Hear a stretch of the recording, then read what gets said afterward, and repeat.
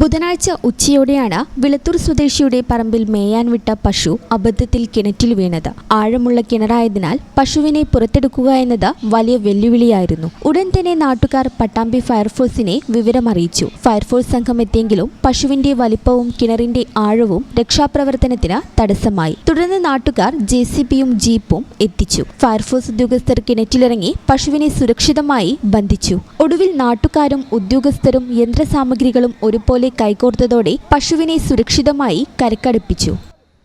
ഈ channel news Thiruvegappura. എന്താണ് bride, ഇനി എപ്പോ റെഡിയാവനാ?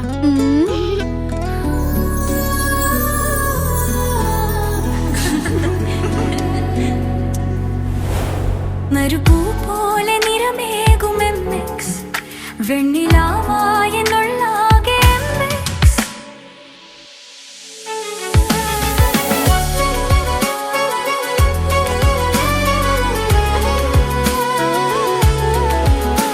മനസ്സിലുണ്ടോ? MXലുണ്ട്. MX വെഡിംഗ് സെന്റർ ഇനി വളാഞ്ചേരിയിലും.